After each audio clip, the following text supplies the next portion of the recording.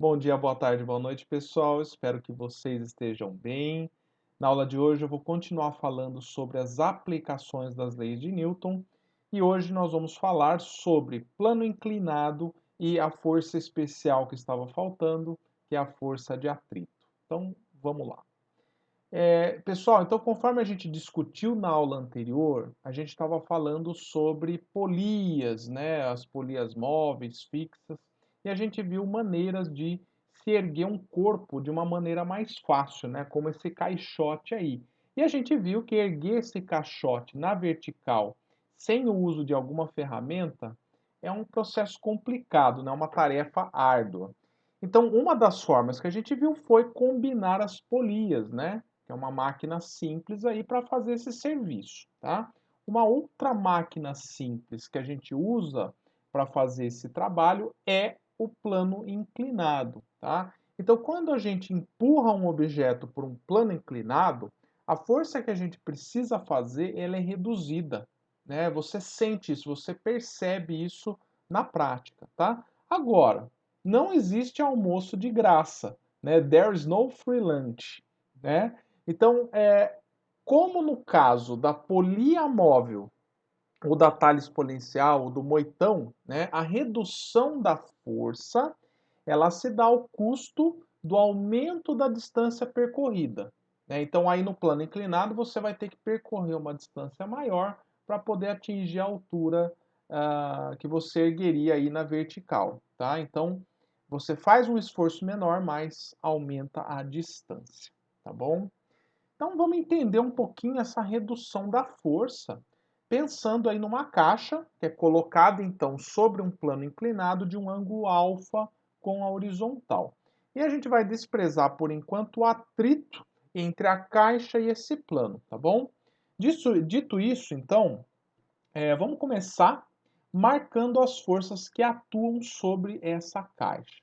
Então a gente tem aí a força peso vertical para baixo, né, seguindo aí a gravidade, e a força normal. Dado aí que o movimento esperado da caixa ela vai ocorrer na direção aí do plano inclinado, e nesse caso em específico, a caixa ela desce, né? Então, o que que a gente faz? A gente decompõe a força-peso em duas componentes, que é a componente Px e Py. Inclusive, é por isso que eu coloquei esse eixo de coordenadas x e y aí com a direção x paralela ao plano para que a gente possa fazer essa decomposição. Então vai aparecer a componente Px e Py, tá? E a gente dá esses nomes por conta do eixo, tá? Outra coisa, né? Não esqueça que nesse processo de decomposição, se a gente soma vetorialmente essas componentes Px e Py, a gente retorna para a força peso original, né? E é por isso que a gente faz esse processo, tá? Então, gente, nesse caso aí, eu vou tirar então a força peso do desenho, porque ela foi substituída por suas componentes, beleza? E aí repara o seguinte, quando a gente escreve a força resultante, né, na direção y, que é perpendicular ao plano, você percebe que ela vai dar zero. Por quê? Porque a caixa não acelera na direção y, ela não sai voando, tá? E ela também não vai ser enterrada dentro do plano. Então isso vai implicar no quê? Que a força normal e a força Py se anulam, se cancelam, tá bom? Beleza, então o que vai sobrar para a gente no final das contas é a força Px, que é a força resultante que atua sobre a caixa nesse caso. Tá? Não há ninguém aí tentando empurrar essa caixa nem para cima e nem para baixo. Beleza? Então, gente, a força-peso total que atua sobre a caixa, uma parte dela é cancelada pela força normal que o plano faz, né? Então só sobra uma componente na direção do plano inclinado. Então, se a gente quer subir essa caixa, basta vencer essa força Px, tá? Mas é como eu falei, nesse caso não há nenhuma força atuando, então a força resultante é justamente Px e a caixa ela desce acelerando ao longo desse plano inclinado, tá bom? Mas a questão que fica é, quanto vale Px e Py? O valor dela, gente, vai depender do peso da caixa e também da inclinação do plano. Isso eu já posso adiantar, né? Mas então, para a gente determinar exatamente como é que é essa dependência, vamos voltar aí para as forças do desenho, tá? E eu vou prolongar a linha que passa aí pela força peso e passa aí pela linha horizontal. A gente vê já que forma um ângulo de 90 graus. E eu também vou prolongar a linha da força PX, tá? Que vai até esse plano horizontal, tá? Essa linha aí, veja que ela é paralela ao plano inclinado e por isso ela também faz um ângulo alfa com a horizontal, tá? E aí vamos lembrar do seguinte, né? Veja aí nesse outro triângulo que eu tenho um ângulo alfa, um ângulo de 90 e o outro ângulo desconhecido. Como num triângulo a soma dos ângulos tem que dar 360, isso faz com que esse ângulo que estava faltando entre PX e P tem que valer então 90 menos alfa. Porque quando eu somo 90 menos alfa mais 90 vai dar os 180 graus, né, de um triângulo. Tá? Beleza, então, sabendo também que o ângulo entre PX e PY é 90 graus, então 90 menos alfa mais o ângulo entre P e PY tem que dar 90. Então, esse ângulo entre P e PY vale alfa, tá? E era disso que a gente estava precisando, fazer aparecer o ângulo do plano inclinado entre a força-peso e uma de suas componentes, tá? Feito isso, agora a gente vai pegar, então, só a força-peso e as suas componentes e estudar as relações trigonométricas aí do triângulo retângulo formado aí na figura, tá? Veja que se a gente escrever a relação do seno do ângulo alfa, a gente tem que seno de alfa é px sobre p. Isolando aí o px, chegamos que px é p seno alfa. Se a gente fizer a mesma coisa com o cosseno do ângulo alfa, chegamos que cosseno é py sobre p e, portanto, py é p cosseno de alfa. Então tá aí, gente, num plano inclinado de um ângulo alfa com o plano horizontal, a força peso pode ser decomposta em duas componentes, Px e Py. A componente Px é paralela ao plano inclinado e ela vale P seno alfa. E a componente Py vale P cosseno alfa. Maravilha, entendido? Então, esse é o procedimento básico para a gente estudar os problemas relacionados a planos inclinados, tá bom? Agora vamos falar sobre a força de atrito. Finalmente, né, chegamos aí nessa força que é tão importante aí no nosso dia a dia, tá? E apesar de a gente ter a ideia que o atrito é sempre um vilão, eu quero que você saiba que sem ela a gente não conseguiria andar a pé ou de carro ou de bicicleta, tá? Muitas coisas a gente não conseguiria fazer, tá? Pensa um pouquinho aí no caso da gente caminhar, né? Para a gente andar é preciso que haja um atrito entre os pés e o solo, né? E por isso, né, a gente faz com que a terceira lei de Newton entre em ação. Quando a gente empurra o chão para trás, o solo vai nos empurrar para frente por meio dessa força de atrito. E é por isso que os nossos calçados, em geral, eles são feitos de borracha, né?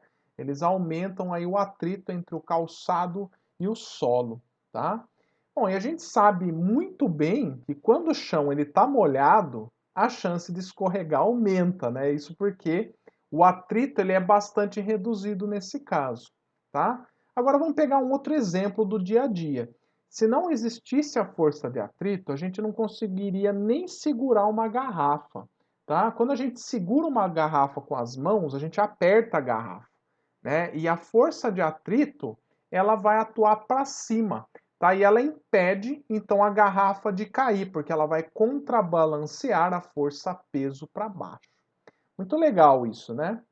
Então, gente, o atrito, ele é a força exercida entre dois corpos em contato e que se opõe ao deslizamento mútuo, tá? Então, em geral, quanto maior é a rugosidade entre as superfícies, maior tende a ser a força de atrito, tá? E isso que eu estou falando a gente pode observar aí nessa animação. Agora veja que interessante, Leonardo da Vinci, um reconhecido artista, inventor e, por que não, um cientista italiano, né, ele foi o primeiro a contribuir de forma significativa para o entendimento da força de atrito. Ele verificou, gente, de maneira experimental, né, que a força de atrito depende da natureza dos corpos em contato, ou seja, se você coloca madeira e metal, ou madeira e plástico, borracha e madeira, então sempre vai depender desses dois corpos, tá? E também que o atrito aumenta com o aumento do peso da carga. Isso é, se você dobra o peso da carga, a força de atrito dobra. Se você triplica o peso da carga, triplica a força de atrito. E assim por diante. E por fim, ele também determinou que a força de atrito independe da área de superfície de contato, tá? Isso parece estranho no primeiro momento, né? Porque a gente tende a pensar que quando a gente aumenta a área de contato, o atrito aumenta junto, né? Porque você vai ter mais superfícies em contato. Porém, os experimentos mostram o contrário disso, tá? Dá uma olhada aí nesse bloquinho vermelho que é colocado de diferentes maneiras, tá? Sobre aí essa superfície azul. O que a gente observa experimentalmente é que, independente da forma como você coloca esse bloco e puxa ele, a força de atrito é a mesma, tá? Ela vai ser sempre contra, né, essa tendência de deslizamento. E por que isso? Como que se explica esse fato? Né? Isso porque quando a gente aumenta a área de contato, o peso desse bloco ele vai se distribuir sobre uma área maior. Então, cada um dos pontos de contato do bloco com a superfície vai ser menos pressionado, né? Então, assim, a superfície vai sentir uma pressão menor, né? Conforme você aumenta a área, tá? Você distribui essa força numa área maior, tá? Então, por isso, a força de atrito é a mesma para qualquer área de contato, beleza? Retomando aí as descobertas do Leonardo da Vinci, surgiram aí dois outros cientistas para contribuir, né? O Amontus e o Coulomb. Tá? Os dois perceberam que existem duas formas de atrito. Tá? Então eles dividiram o atrito em duas formas. O atrito estático, que é para corpos em repouso entre si, ou seja, não há deslizamento, e o atrito cinético, que são os corpos que deslizam entre si, tá? Eles descobriram também que uma vez que ocorre esse deslizamento, a força de atrito cinético é independente da velocidade relativa entre os corpos, ou seja, a força de atrito ela vai permanecer constante somente nessa situação, tá? É claro que não permanece constante a todo momento, ela vai variar um pouquinho, tá? Mas é pouca coisa. Então vamos traduzir, né, esses conceitos, essas leis experimentais para uma formulação matemática. Então vamos pegar um bloco sobre uma mesa em repouso e primeiro a gente anota as forças que atuam, né? Peso normal, e aí se eu aplico uma força para empurrar essa caixa, vai aparecer uma força de atrito contrária, tá? E o que a gente percebe é que a força de atrito ela é variável, porque ela depende da intensidade da força F que é aplicada, tá? Então a força que você aplica para tentar mover o bloco, ela vai implicar, né, numa mudança na força de atrito, tá? Isso vai depender do valor dela, tá? Então a força de atrito vai de 0 até um valor máximo, tá? E esse valor, o máximo é o produto entre um coeficiente de atrito estático, que é representado pela letra grega mi, parece um U, né, com uma perninha maior, então o mi estático, vezes a normal, tá? E aí essa força ela vai variar de 0 até esse valor máximo, tá? E é por isso que eu coloco aí o símbolo de menor ou igual, tá? Então, gente, esse Mi que é o coeficiente de atrito, ele depende dos materiais da superfície de contato e do corpo, tá? Já a força normal, ela é a força de contato entre as duas superfícies. Quanto maior é essa força, maior é o atrito, né? Agora veja, como o bloco ele está em repouso, a força resultante horizontal é nula. E eu posso também dizer que a força de atrito é igual em módulo à força aplicada. E é por isso que, conforme eu aumento a força de atrito também aumenta até esse limite. Beleza? Agora, para o caso em que o bloco desliza sobre essa superfície, então ocorre aí um movimento relativo, aí a força de atrito ela vai permanecer praticamente constante, tá? E ela vai ser dada, nesse caso, por μ cinético vezes a normal, tá? Esse μ cinético, né, de novo aí eu estou falando μ, é o coeficiente de atrito cinético ou dinâmico, né, por conta do movimento relativo, né, e ele também depende dos materiais das superfícies de contato, tá bom? Dá uma olhadinha aí nesse gráfico, tá? É um gráfico de força de atrito sobre força aplicada. A gente vê que até o valor máximo aí que o gráfico atinge, né, a força aplicada ela é igual à força de atrito, né? Aí, a partir daí, começa o deslizamento entre os dois corpos. E o que vai acontecer é que a força de atrito ela vai diminuir, tá? E vai permanecer constante aí até enquanto esse movimento estiver acontecendo, tá? Então não interessa a velocidade do corpo. Enquanto ele estiver deslizando, a força de atrito vai ser igual a essa força de atrito cinético. Beleza? Então isso é importante, é um detalhe aí que não pode ficar esquecido, tá bom? Veja aí também nessa tabela, gente, ela vai mostrar para vocês alguns valores experimentais de coeficiente de atrito entre dois materiais diferentes, tá? Veja que, em geral, o coeficiente de atrito estático, ele é maior do que o coeficiente de atrito dinâmico, tá? O coeficiente de atrito estático da borracha, veja aí, ó, nesse exemplo, ele é maior para com asfalto seco do que para com asfalto molhado, né? E isso acho que já era de se esperar, né, gente? Porque, inclusive, a gente percebe aí no dia a dia que a quantidade de acidentes aumenta consideravelmente nos dias de chuva, né? Então é por conta aí desse coeficiente de atrito depender aí do estado aí do asfalto, tá? Se ele está molhado ou seco. Inclusive é por isso que existem diferentes tipos de pneus, né? Para lidar com esse tipo de situação, tá? E tentar aí melhorar esse coeficiente de atrito. Beleza, gente? Então finalizei aqui a teoria da aula de hoje. Então vamos para os exercícios de aplicação. Exemplo 1. O bloco representado na figura está colocado sobre um plano inclinado de 30 graus em relação à horizontal, sem atrito.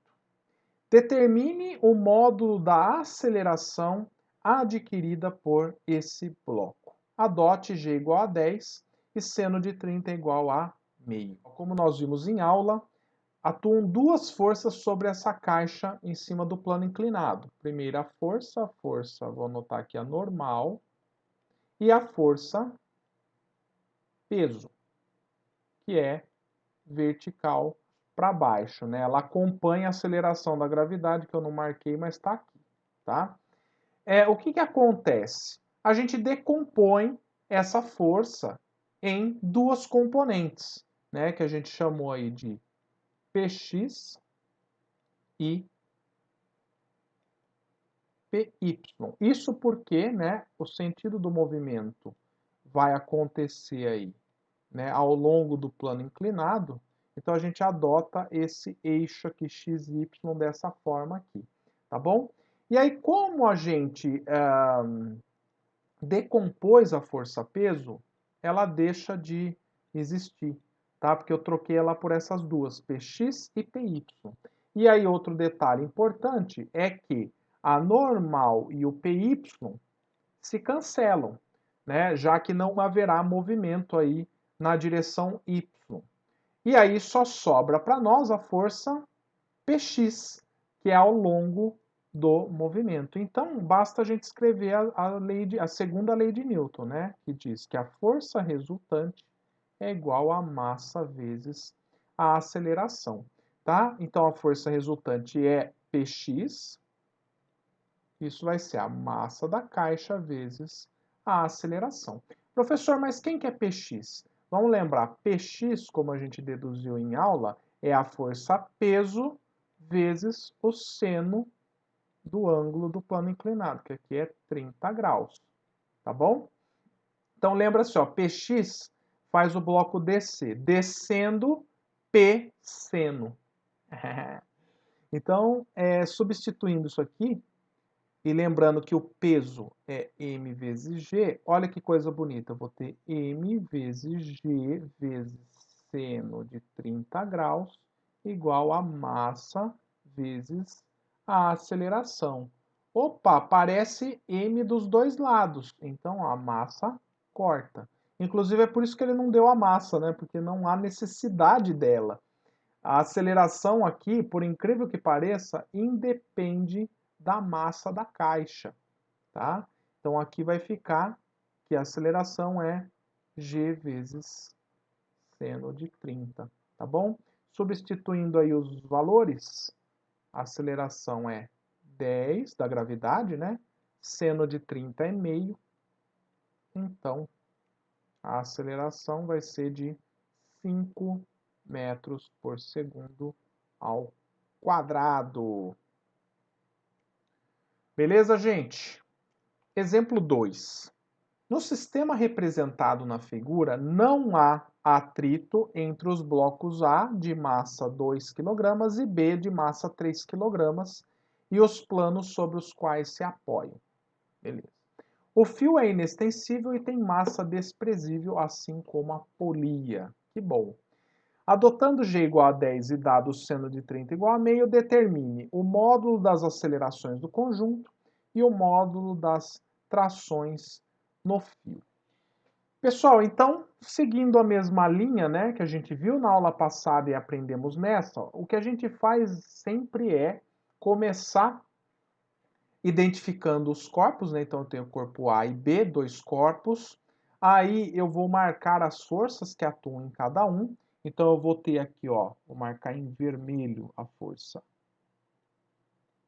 normal de A. Aí eu vou ter aqui, como ela está no plano inclinado, já me permita decompor aqui, ó.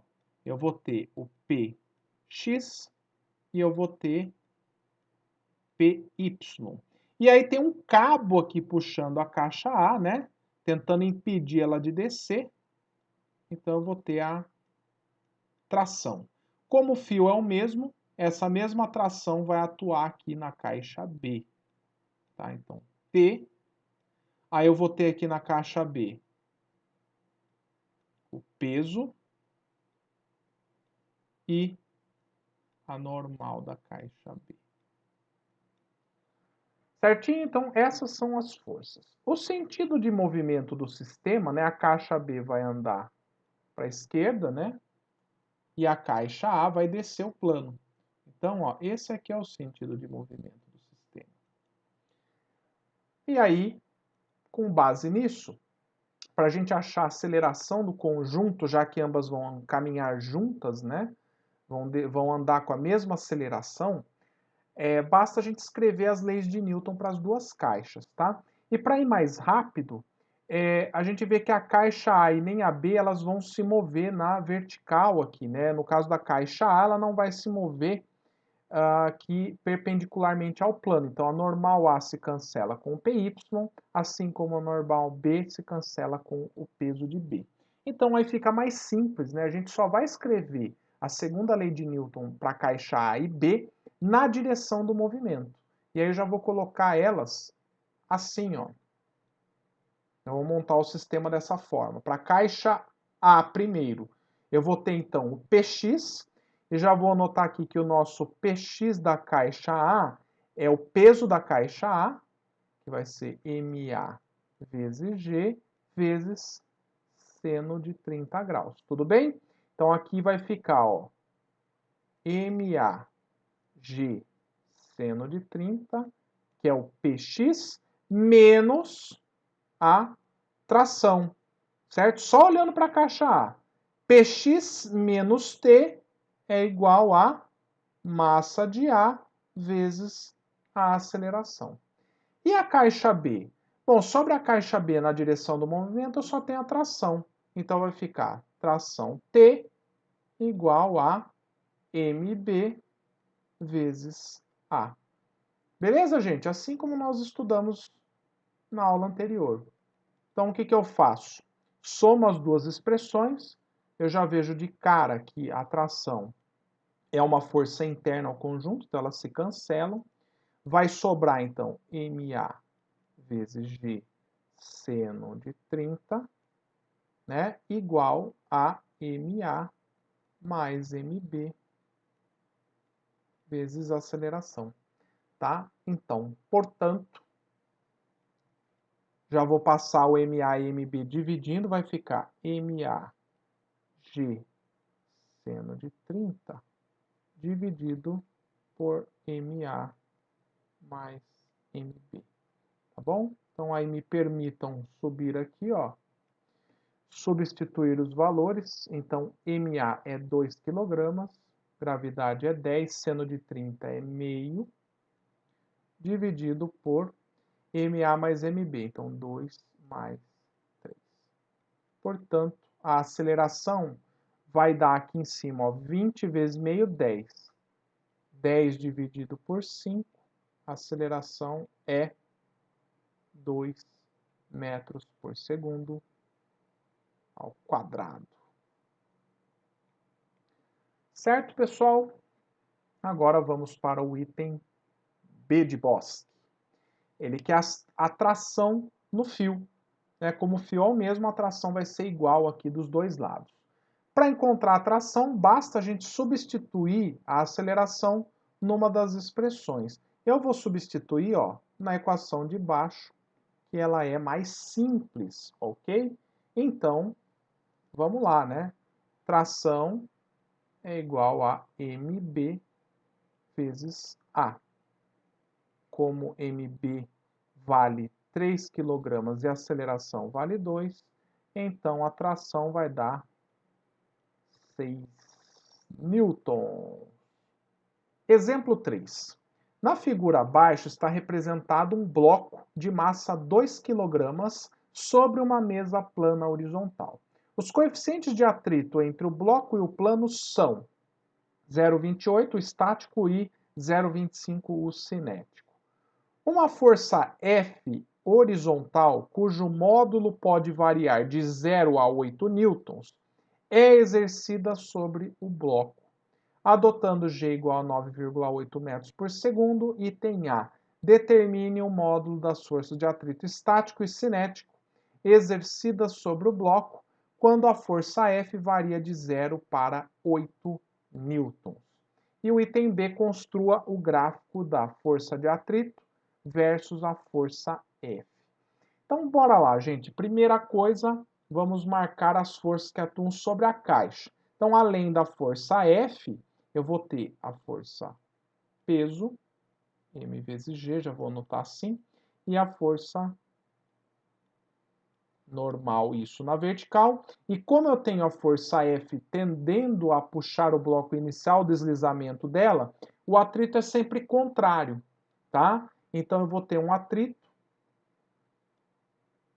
um FAT aqui para trás, tá? Então, esse é o primeiro passo, tá? Para a gente determinar o módulo da força de atrito, se você lembrar da aula, você vai ver que a força de atrito ela depende da situação da caixa.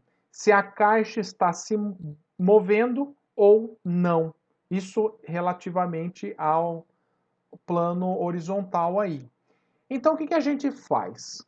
Se você lembrar lá da aula, você vai ver que a força de atrito estático, ela tem que ser né, ela vai ter um valor máximo do miestático vezes a normal. Isso aqui é o valor máximo, tá, que o atrito pode atingir. Então, enquanto a força F, né, ela for menor do que esse valor aqui, a caixa não se move, tá? Porque esse aqui é o valor máximo. Então, vamos calcular nesse caso aqui, tá? O FAT, ele vai assumir esse valor máximo aqui, que é de 0,28 vezes a normal. Mas veja que a normal, aqui, ó, como a caixa aceleração em y é zero, a normal tem que ser igual ao peso. Oh, beleza. Então, ó, m vezes g. Então, aqui vai ficar 0,28 vezes a massa da caixa, que é 2, vezes 9,8.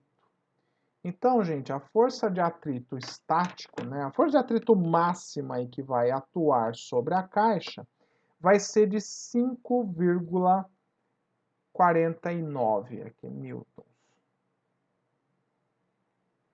Tá? Isso significa o quê? Isso significa que enquanto a força F, ó, enquanto F for menor ou igual a esse FAT, que é de 5,49 newtons, né? Então, enquanto essa condição é verdadeira, o F vai ser igual ao FAT, tá? Então, isso é uma resposta, tá? E quer dizer o seguinte, se a força F for igual a 4 newtons, o FAT também é. Se a força F for 3 newtons, o FAT também é. Então, para valores de força menor ou igual a 5,49, isso aqui é verdade, tá? E como ele está perguntando o módulo das forças, vamos colocar o contrário aqui. FAT é igual a F, tá? Mas nessa condição aqui, tá? Quando a força F for maior do que 5,49 newtons, aí a coisa muda de figura, tá? Por quê? Porque aí a caixa vai começar a deslizar. E aí nessa situação, a força de atrito ela vai ser igual ao coeficiente de atrito cinético vezes a normal. E muda, gente. Ó, vou fazer aqui no cantinho, ó, FAT cinético, né? No caso do deslizamento, o FAT vai ser μ cinético vezes a normal. Então, aqui o coeficiente de atrito cinético é 0,25 vezes 2 vezes 9,8. Então, o FAT agora ele passa a ser de 4,9 newtons. Tá? Então, aqui, essa aqui é a resposta do nosso problema.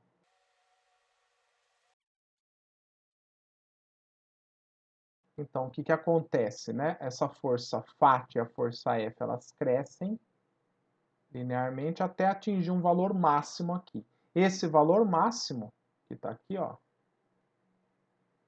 ele vale 5,49 newtons, tá? Por aqui, ó, newton, na verdade, vou pôr aqui no eixo. Tá? Então, aqui também vale 5,49. Passado esse valor máximo aqui da força de atrito, imediatamente ele vai descer para um valor que agora é de 4,9, tá bom? E aí, uma vez aqui é repouso, tá? Mas com a caixa em movimento, eu vou fazer até em azul aqui, ó. Com a caixa em movimento, mesmo que eu reduza a força F, gente, ó, eu vou fazer num azul aqui mais clarinho.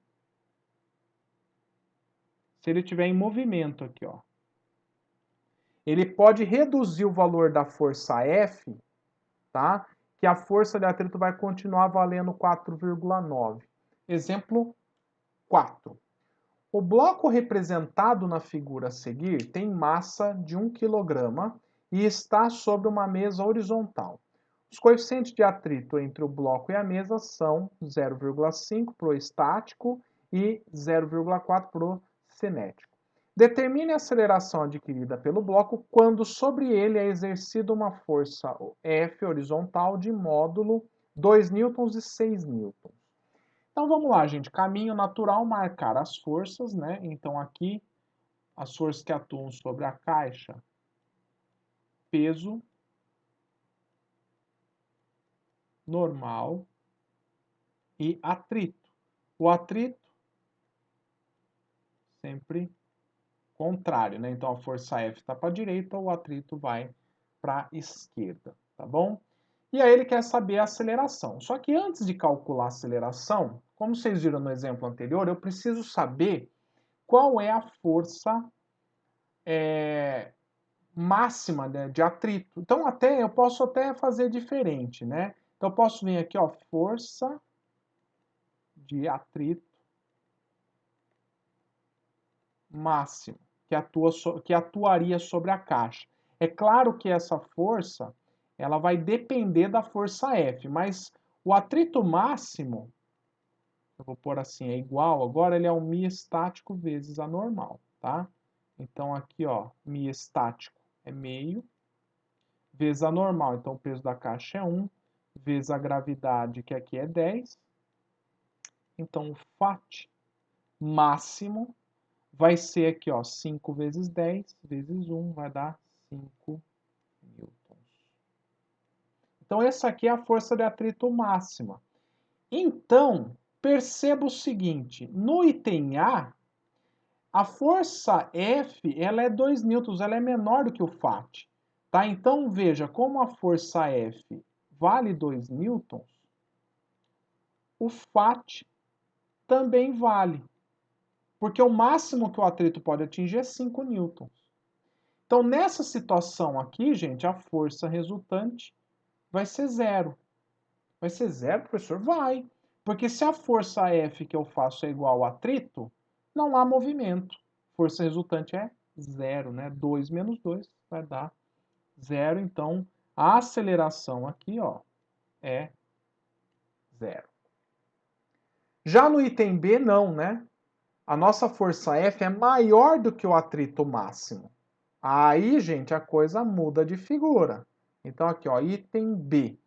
Aí, como eu vou ter o deslizamento, isso é garantido, o que eu vou fazer? Eu vou calcular a força de atrito cinética, né? Que é o mi cinético vezes a normal. Então, o módulo da força de atrito vai ser 0,4 vezes a normal. A normal aqui é igual ao peso numericamente, então é 1 vezes 10. Então, o Fat vai ser 4 newtons. Beleza. Então, portanto, aplicando a segunda lei de Newton, força resultante é massa vezes aceleração. Força resultante, como é que eu calculo? Esqueci de adotar o sentido para o movimento, né? Então, eu vou ter F menos Fat igual a m vezes a. O F agora sim, ele vale 6. O Fat vale 4. Ah, então aqui, ó, eu vou ter aceleração. Então, aqui 2 é igual a 1A. Então, a aceleração vai ser de 2 metros por segundo ao quadrado. Certo, gente? Exemplo 5. Sob a ação da força F constante, o bloco de massa 2 kg, representado na figura, sobe o plano inclinado. Dado que o coeficiente de atrito cinético entre o bloco e o plano, mi cinético 0,2 e gravidade 10, determine o módulo da força F, supondo que o bloco tenha, item A, aceleração de módulo constante de 1 metro por segundo ao quadrado, no mesmo sentido da força, B, velocidade constante no sentido ascendente, e C, aceleração de módulo constante 1 metro por segundo ao quadrado, no sentido oposto à força. Pessoal, então, o que a gente vai fazer aqui? Vamos primeiro anotar as forças que atuam sobre o nosso bloquinho aqui.